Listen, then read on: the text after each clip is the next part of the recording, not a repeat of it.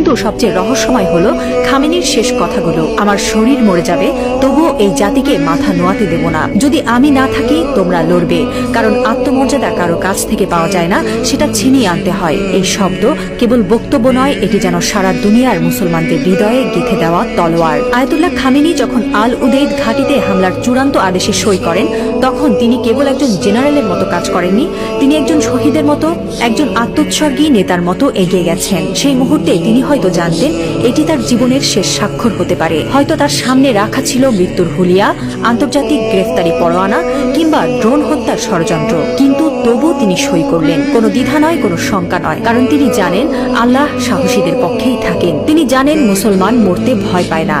যারা আল্লাহর পক্ষে থাকেন তারা জানে মৃত্যু মানেই পরাজয় নয়, বরং আত্মত্যাগী বিজয়ের শুরু। এই একজন মানুষ এখন আর কেবল ইরানের নেতা নন, তিনি হয়ে উঠছেন সারা বিশ্বের মুসলিম উম্মার প্রতীক। একজন বিশ্বাসী, একজন অটল মুজাহিদ, একজন সাহসী পিতার মতো তিনি বলছেন, আমি থাকি বা না থাকি তোমরা লড়বে। হ্যাঁ মুসলিম উম্মাহ, তোমরা মাথা নিচু করো না। লা ইলাহা ইল্লাল্লাহ, আল্লাহ ছাড়া আর কোনো ইলাহ নেই।